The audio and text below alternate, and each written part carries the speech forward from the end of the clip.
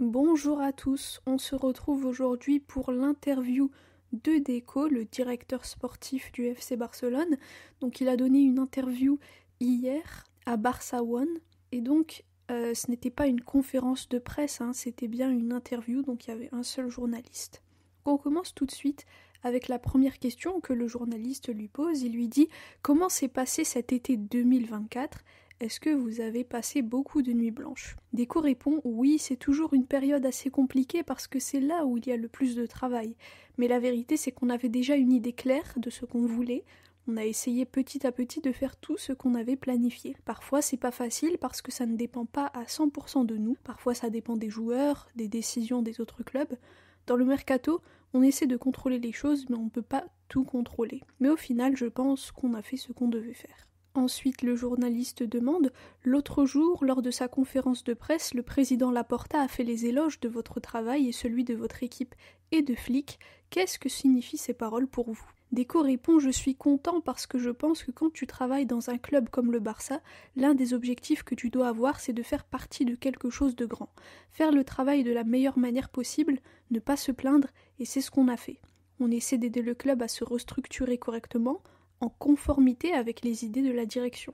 On avait commencé avec Xavi, on a gagné la Liga, on a redressé le club, on a maintenant changé d'entraîneur, mais l'idée reste la même, travailler avec les jeunes de la Masia, ramener des joueurs qui ont faim de titre, c'est un peu dans la continuité. » Ensuite, il lui demande « Vous avez parlé du changement d'entraîneur, c'est l'une des nouveautés de la saison, qu'est-ce que vous appréciez dans la manière d'Hansi Flick de diriger l'équipe ?» Deco répond « Je pense qu'il a beaucoup d'expérience et ça c'est important. Il a entraîné de grandes équipes donc il sait parfaitement ce que signifie être dans un grand club. Et ça nous donne de la tranquillité parce qu'il a l'expérience, une manière de travailler qui est facile et ça c'est important pour avoir la tête tranquille au quotidien. C'est un bon entraîneur. Ce que j'apprécie beaucoup chez lui, c'est la manière dont il fait face aux problèmes, aux difficultés et aux sujets importants. » Ensuite, une autre question. Vous avez pu construire une relation depuis qu'il est arrivé. Comment est Hansi Flick ? Deco répond, comme je l'ai dit, c'est une personne tranquille qui aime travailler. C'est un bosseur, c'est un entraîneur qui a les idées claires, il est très exigeant. Pour lui, c'est très clair ce qui doit être fait, ce qu'un joueur de football doit faire, ce que les gens autour doivent faire. Je le définirai comme un bosseur. Ensuite, il lui dit « L'autre jour, en conférence de presse, le président a dit qu'il demandait travail et professionnalisme à Flick, et vous, que lui demandez-vous » La même chose, au final, c'est ça le football, il n'y a pas d'autre manière que celle-ci pour réussir. Vous pouvez avoir une grande équipe, parfois gagner une fois parce que vous avez été meilleur que les autres. Moi, j'ai 47 ans, j'ai joué au foot depuis mes 5 ans, j'ai jamais vu quelqu'un gagner sans travail et sans professionnalisme. Si tu ne fais pas ça, tu n'y arriveras pas. Toutes les équipes que Flick a entraînées ont gagné grâce à ça, sans travail et sans professionnalisme, c'est impossible. Ensuite, le journaliste lui dit, en parlant de travail, l'une des choses qui ont été les plus commentées cet été, c'est la préparation physique.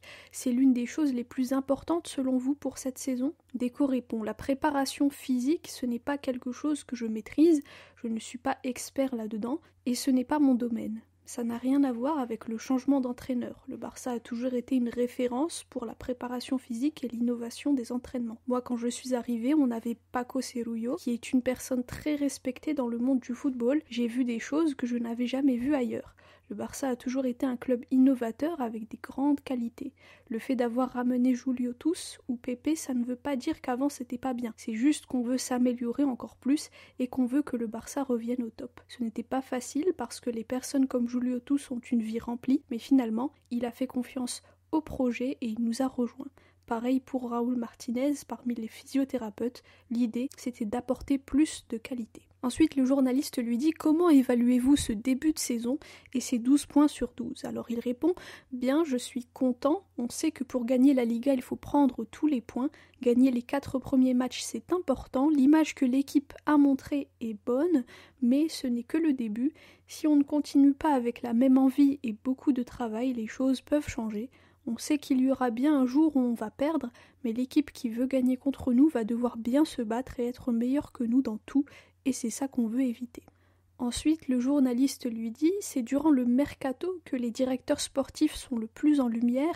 Est-ce que vous êtes satisfait de l'effectif ?» Deco répond « Oui, On savait parfaitement ce qu'on avait déjà ici à la Masia. On voulait voir pendant la pré-saison comment les jeunes allaient se débrouiller, leur capacité à s'adapter à un niveau plus élevé. Pour Casado par exemple, on le savait déjà parce qu'il était avec nous l'an dernier, Fermin aussi, Koubarsi aussi.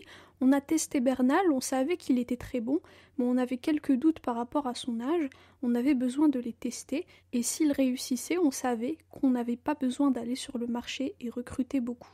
L'idée c'était d'arriver à ça pour voir ce qui nous manquait. Il y a eu aussi le retour d'Ansu qu'on avait anticipé et prévu. Je crois qu'on a trouvé un équilibre. La venue d'Olmo nous donne beaucoup de qualité au milieu de terrain. C'est un profil différent des autres milieux qu'on a. Donc avec lui, on gagne en qualité offensive. On a décidé de garder Rafinha aussi, c'était le plan. On construit une équipe sur le long terme, donc on ne veut pas la détruire en perdant les joueurs les plus importants. L'idée a toujours été de s'améliorer, augmenter le niveau et ne pas le baisser. Vendre un joueur important, ça serait le baisser, et on ne veut pas faire ça. Ne pas vendre, c'est très compliqué, surtout avec les règles du fair play financier, parce que ne pas vendre, ça veut dire ne pas pouvoir acheter ou recruter. Pour moi, le principal, ça a toujours été cela, ne pas vendre les joueurs importants, voir ceux qu'on peut faire monter de la Masia, et apporter un renfort pour trouver un équilibre. On en avait beaucoup parlé avec le coach, c'était ça le plan. Les choses se sont bien passées lors de la pré-saison et ça nous a donné de la tranquillité pour aller sur le marché. Ensuite, le journaliste lui dit « Certains numéros ne sont pas attribués, comme le 22 par exemple.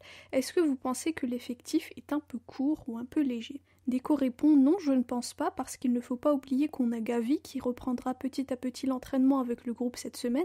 On a Frenkie qui continue sa récupération. On a aussi Ronald, Christensen. Je pense que l'an dernier, on avait un effectif plus réduit que cette année. On s'est renforcé avec des jeunes qui ont montré qu'on pouvait compter sur eux. » Ensuite, le journaliste lui dit « Comme toujours pendant le mercato d'été, beaucoup de noms sortent. Pourquoi Dani Olmo ?» Deco répond « Parce que Dani est le type de milieu qu'on n'a pas. On a de très bons joueurs bien sûr, comme Pedri, Gavi, Frenkie, Gundogan aussi quand il était là, mais Dani c'est un joueur qui nous manquait dans le sens où il joue très bien entre les lignes, il combine très bien avec les attaquants et il marque des buts. Donc c'est ça l'idée, c'est vrai que Fermin peut aussi avoir cette fonction, mais ils sont différents. Fermin est plus explosif que Dani. Quand tu veux créer un effectif, tu dois regarder comment tu peux associer les joueurs. Ce n'est pas qu'une question de « il est bon, il est pas bon ». Dani Olmo transmet cette faim de gagner aussi. On veut des joueurs qui viennent ici avec l'envie de gagner des titres. Je crois que le Barça a toujours été comme ça, un mélange de joueurs de la maison et des joueurs qui sont venus avec l'envie de gagner des titres. On veut des joueurs qui rêvent pas seulement de jouer au Barça, mais aussi de gagner des titres avec le Barça. Ensuite, toujours sur Dani Olmo, donc le journaliste lui demande « La volonté de Dani Olmo de venir au Barça coûte que coûte était-elle déterminante ?»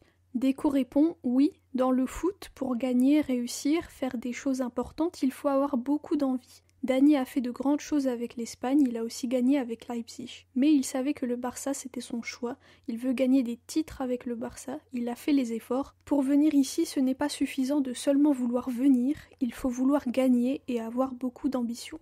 Donc voilà pour la première partie de l'interview de Deco, je vous posterai la deuxième partie demain pour éviter que ça fasse trop long. Je vais aussi poster la deuxième partie de la conférence de Laporta. Voilà, merci à tous d'avoir écouté. Visca el Barça et Visca Catalunya.